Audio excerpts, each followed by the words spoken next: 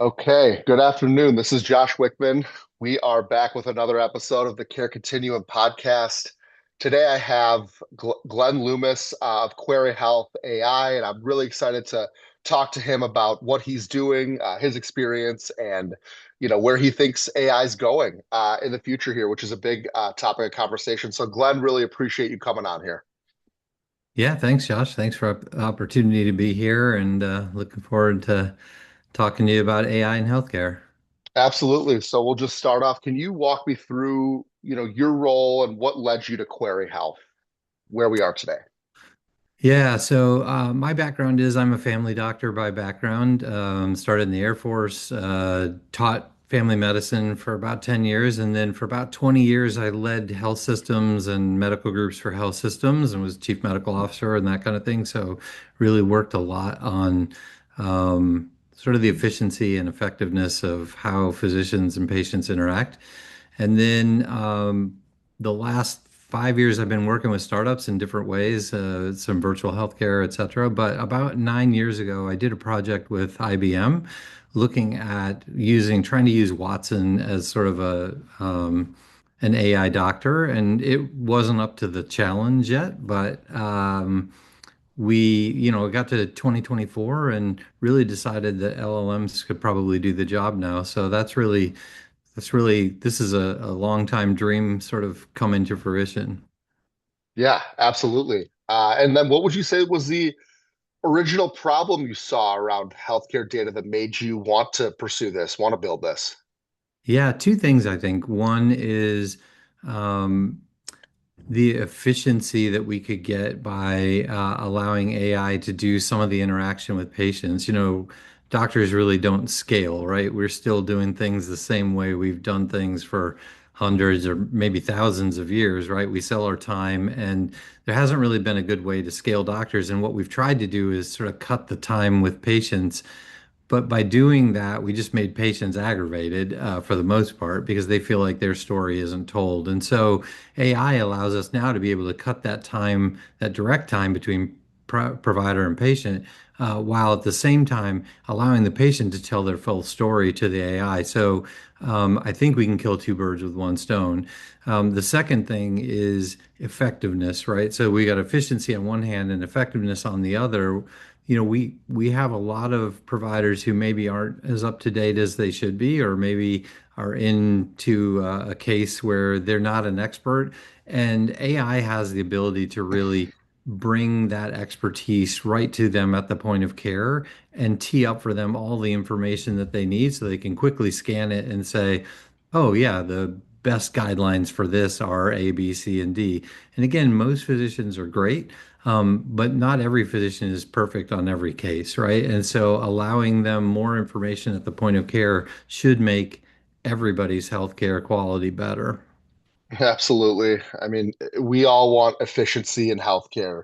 The providers, the nurses, the patients, everyone's after efficiency. And I think that AI is here, and to see you be able to take advantage of it. Obviously, we'll talk more about, exactly how you're doing that. But how would you describe, quickly before we move on, how would you describe Query Health's like core value in 1 to 2 sentences, or, a short, like the core value and kind of what you're after here? Yeah, our vision statement is bringing AI enhanced medicine to the world, and that's kind of how I would Yep. describe it. We're here to try to help physicians and help patients. We're not here to replace physicians. We're not here to, sort of take over medicine. We're here to be helpful, right? We're here to make people more efficient and more effective.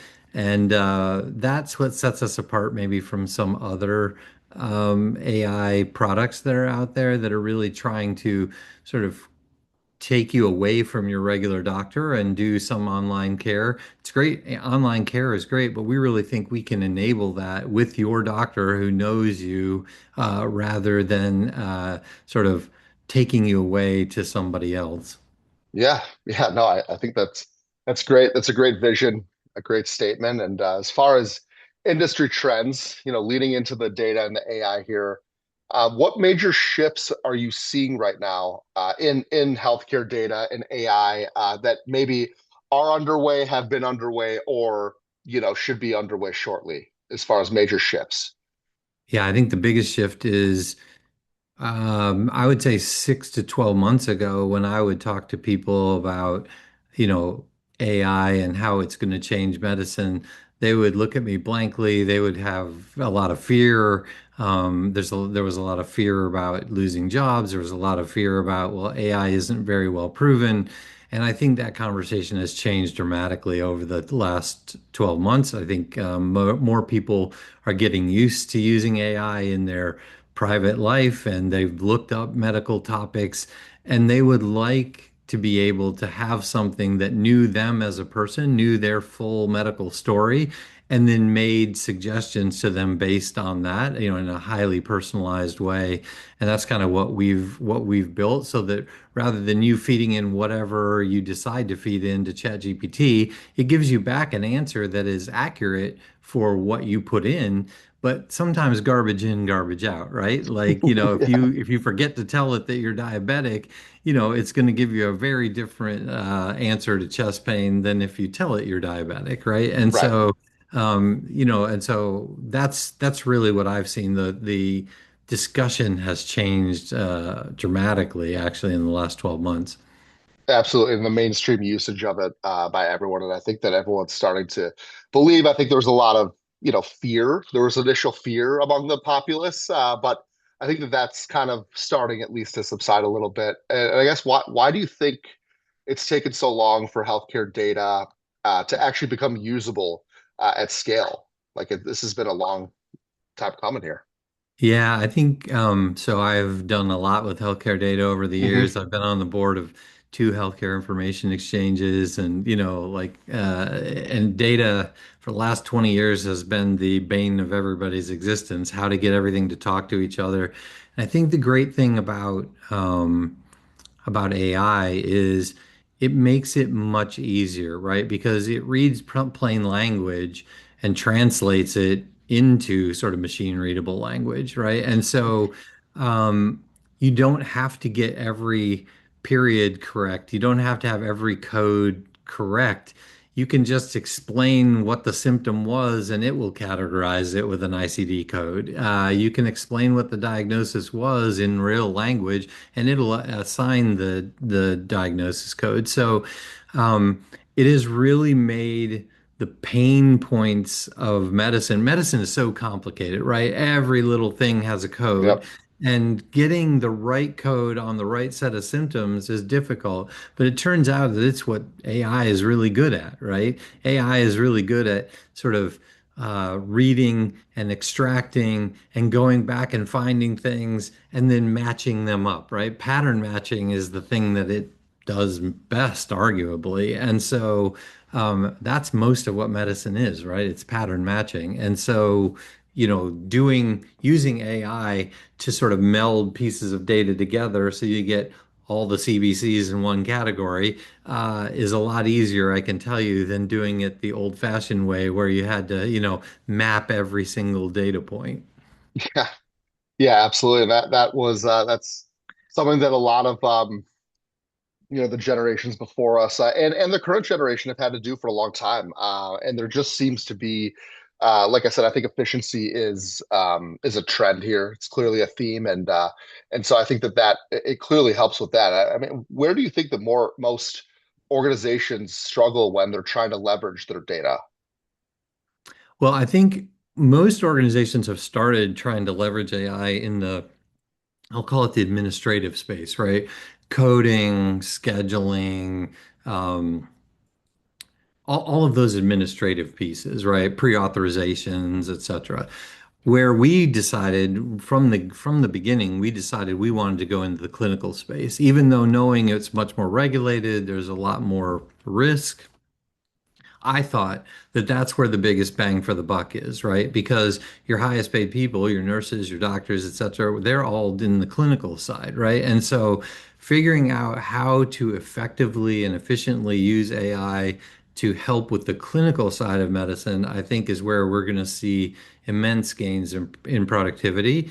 And I think we've done that. Up till now, mostly on the clinical side, and you could argue it's the administrative side. The only thing that's really taken hold is really the ambient scribing piece, right? And that's great. It has a real ROI, but that ROI is a soft ROI, right? It's a mental ROI. It decreases your fatigue at the end of the day and things like that. Whereas what we've built is having an actual hard ROI because it can actually change the amount of time that people are doing certain tasks and allow more throughput at less cost. Yeah. And I guess to expand on that, do you think we're still early, in this process? You think we're in the middle as far as organizations fully adopting, fully trying to leverage their data like that and have it connect too, because sometimes it comes, like you said, from different sources. And how do you like harvest all that into the best patient experience possible? Do you think we're still kind of early in that phase? I think we're very early. I mean, if you look at the rollout of anything in healthcare, it always takes a long time, and there's a good Yeah. reason for that, right? I mean, the motto that we learn in medical school, right, is first do no harm, right? So you want to make sure that things are safe, they're effective, et cetera, before you start using them. That said, I think AI will roll out fairly quickly. But I don't think it's, I love Elon and I love some of the other, tech gurus.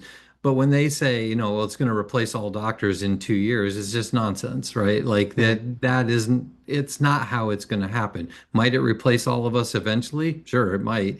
But the reality is it will roll out in pieces. If you look over the last year, most organizations 90% of organizations or more aren't using it in the clinical space at all, other than for maybe for scribing, right? And so that part is going to take a while to roll out and do it in a way that we know that it's safe for patients, it's effective for patients.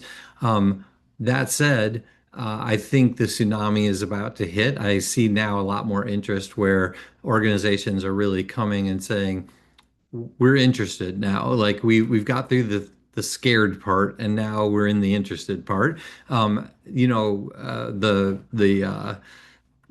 The contracting phase in most healthcare systems, takes 9 to 18 months, and so just that alone will sort of slow it down. Although I do think if we show that it really does decrease costs and increase revenue, it will, they'll suddenly make their contract processes go a little bit faster. But still, I don't see that this is going to be a 1 or a 2 year process. I think it's more like a, 5 year process or more as we really learn how to most effectively use it and roll it out. And it's changing. I mean, AI is changing so fast that what we were doing. When I started this a year and a half ago, I didn't even know if the voice part would keep up. But I was like, well, I'm going to take a shot, and I think it'll catch up by the time I get there. And sure enough, the voice pieces are doing much better now at creating a real back and forth with patients. Right. And as far as the bottom line reference that you made from healthcare systems, that always seems to move the needle. Right. I mean, I've been in medical device sales for a dozen years now, and you can have the best value proposition. You can be a great salesperson. You can really do all your due diligence. Sometimes it's really the bottom line as far as providing cost savings to healthcare systems on a macro scale, and obviously, so the local as well. Shifting gears as far as the current state of Query Health, what would you say is working really well for you right now? As far as it could be anything, whether it's operations, sales, like what's been working really well for Query Health at this point? Yeah, we're sort of in pilot stage with a new version. We're moving to a version of our product that has its own LLM. So rather than using an off-the-shelf, LLM like, ChatGPT or one of those with a wrapper, we actually are building our own LLM now. And so I would say that's working really well. We're really excited about that because that's going to decrease the amount of hallucinations that we get because we're able to actually control how the LLM thinks, quote unquote, in the background. And yeah, I would say that's the biggest piece right now is creating a new version that's bigger, badder, faster. And where have things been more challenging? Whether it's getting access to data, proving ROI, driving adoption, like what have been some of the key areas that have been a challenge for you?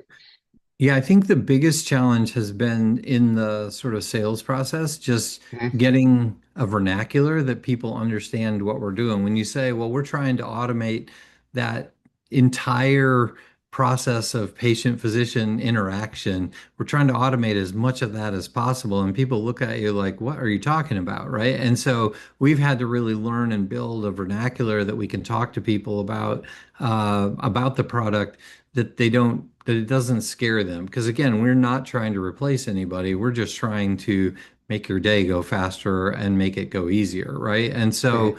that's been the biggest piece, but I think Uh, we're getting there. I think we're, like I said, everybody's getting more comfortable with AI as well, and that has helped a lot. who typically gets it, gets AI, understands it fastest when you talk to them? Is it the healthcare systems, pharma, payers, or someone else in that process? Like who typically is on your wavelength the fastest, for lack of a better I'll tell term? you, I would say doctors are on the wavelength the fastest. When I Okay. explain to them how it works, they almost immediately get, oh, wow, that could make my life a lot better, right? Like you guys know what you're talking about. Our whole team have a healthcare background, right? My partner and I are both physicians. Our product person's a nurse. My quality person's a pharmacist. So we know the business of medicine end to end. And so it's when we start to explain it, physicians get it, but when you talk to money people, they don't get it, right? They want to put you in a bucket with, oh, you're another scribe. Well, no, a scribe is a very small piece of what we're doing, right? And so it's been interesting talking to different people, and then as we're proving out the ROI, again, the dirty secret in medicine is almost no software in healthcare has a positive ROI, right? Yeah. We're basically the only industry where software makes us more expensive. Technology makes us more expensive. And so when I say, hey, it looks like we're probably going to be able to generate you a 5x ROI on the costs that you're going to spend for us, then the CFOs, their eyes light up, right? And they basically say, look, even if it's a 2x ROI, we'll buy you all day long, right? And so Hmm. um, that is a difference maker for us for certain. Yeah, absolutely. I'd say would you say it's, harder to, I mean, it's obviously early, but would you say it's been harder to build the tech and perfect it or, to get people to actually use it? Obviously, both aren't easy. I would say which one would you say is harder thus far that you've seen? Well, you're a sales rep, right? So you know that you know operationalizing anything is where every product goes to die, right? Yeah, So it yeah, actually was a lot easier to build the tech than it yeah, is to get it yeah, yeah, into and really test it and harden it for the processes of the office, right?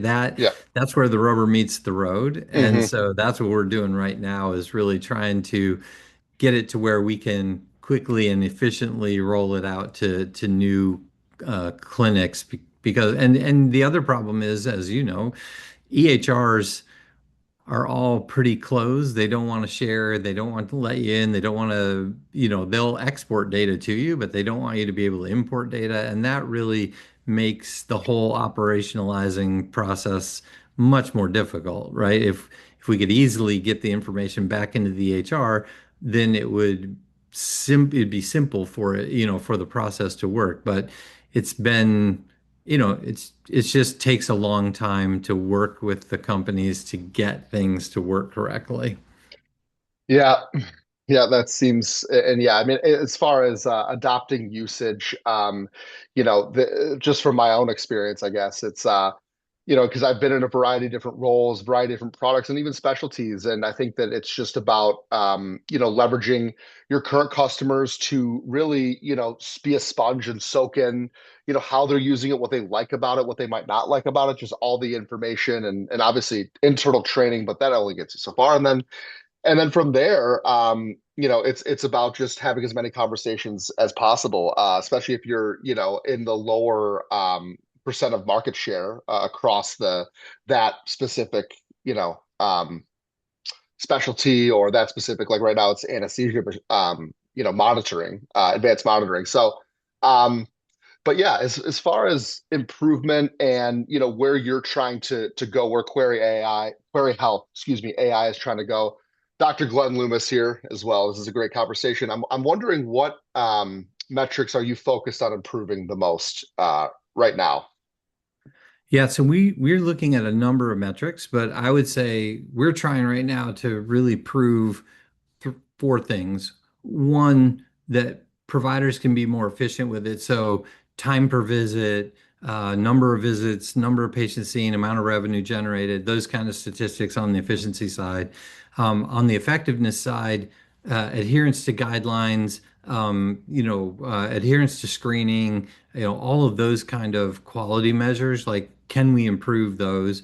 And then most importantly, probably, do patients like the experience of talking to this, AI agent?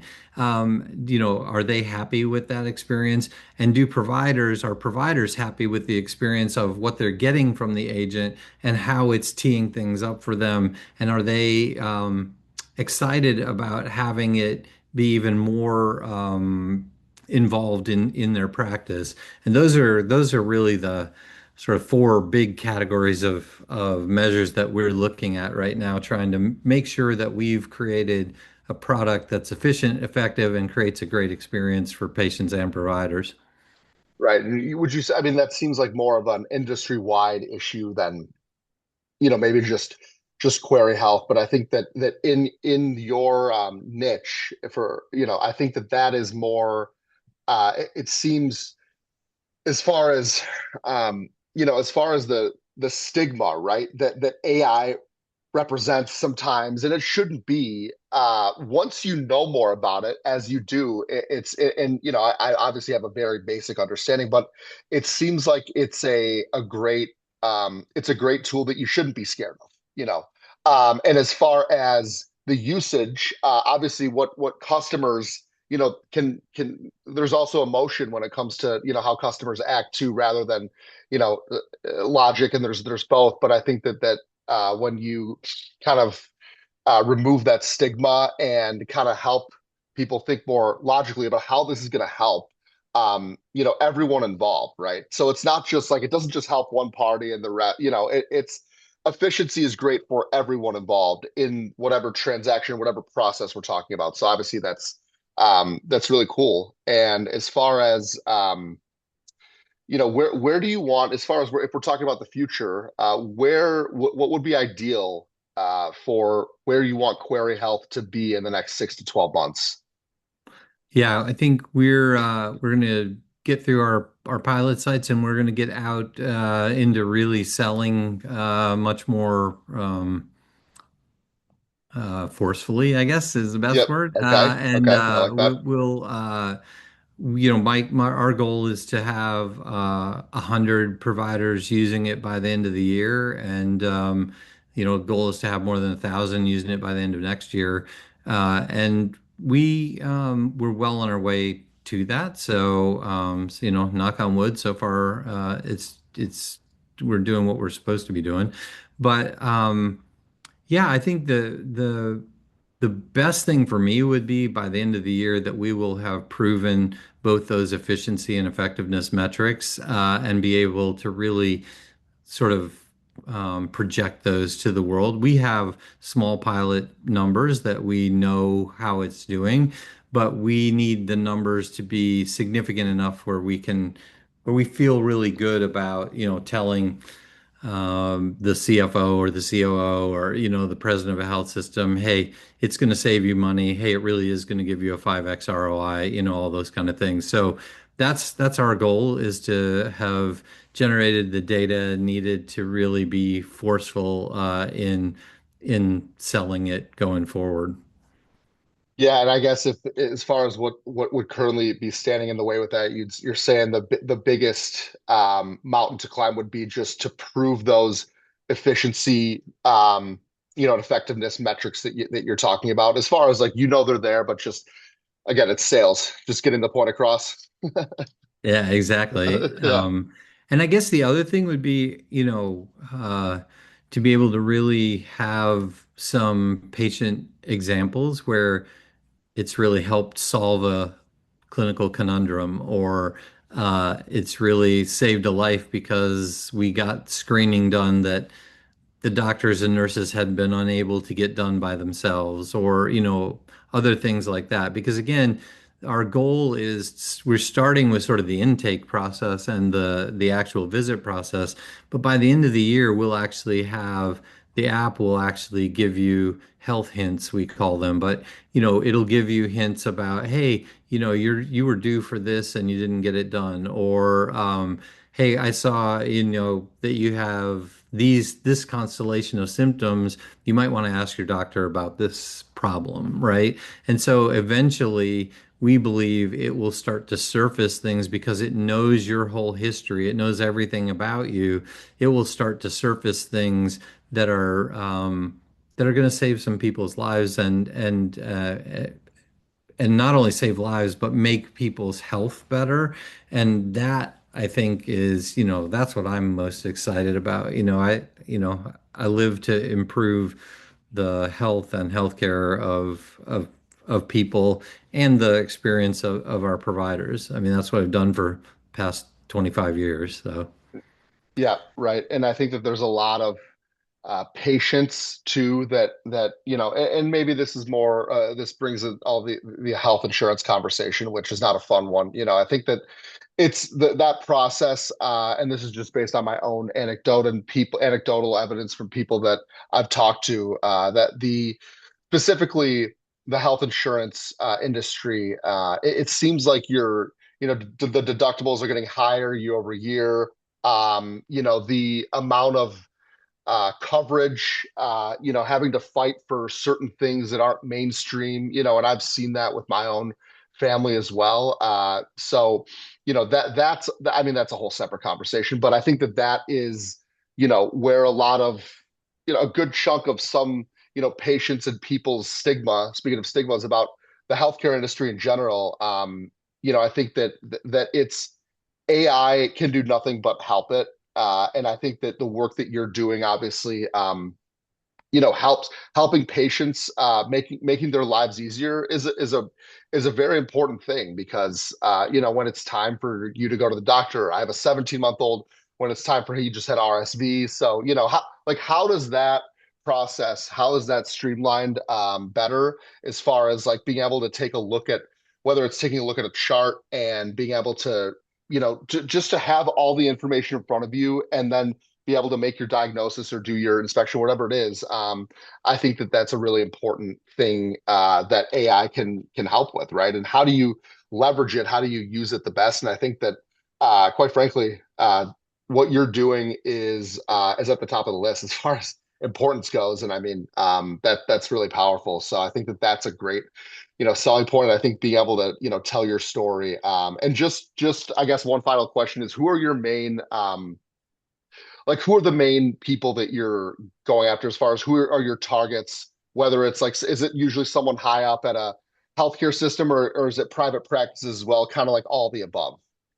it's all of the above. We're starting really with smaller practices and Yep. smaller medical groups because, trying to make sure I've got all my act together first before I go into a big health system. But, we're starting with primary care and urgent care, and then branching quickly to other specialties. And we will by the end of the year have most specialties covered, I think. And we're starting on the physician side of this ledger, but there's a patient side as well, right? I mean, imagine as a patient having in your phone an agent that knows, a doctor agent that knows all about you. has your entire history right there, and that you can ask questions like, what did Dr. So and so say to me about that medicine? I can't remember what the side effects are. Well, the side effects are A, B, C, and D, right? Or, he said I had congestive heart failure. What does congestive heart failure mean? And it'll just tell you, and it'll tell you the kind you have and what that means versus just giving you a rote, thing about congestive heart failure, because there's, four or five different kinds of congestive heart failure, and they're very different and they're treated very differently. So, Yeah.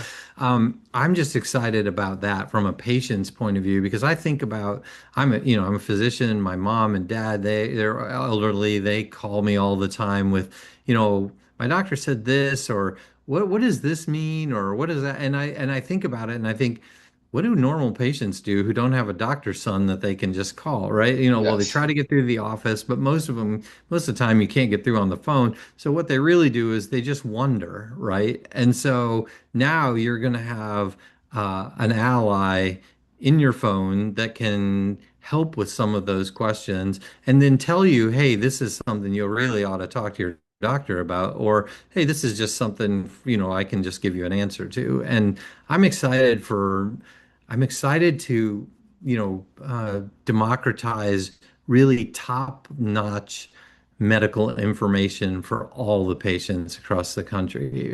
Because I think when everybody has access to great information, we all do better. Yep. That's my belief anyway. No, you're absolutely correct. And Dr. Glenn Loomis, I really appreciate the time. This was a great conversation. Yeah, and and so where can we find your work? QueryHealth.AI. Yeah, it's just QueryHealth.AI, QueryHealth.AI, and or you can follow me or Query Health on LinkedIn. I'm just Glenn Loomis, MD, GLENNLOOMIS, MD, and really excited to talk to folks. And if anyone wants to try it out, just give me a call and we'll make it happen. Yeah, absolutely.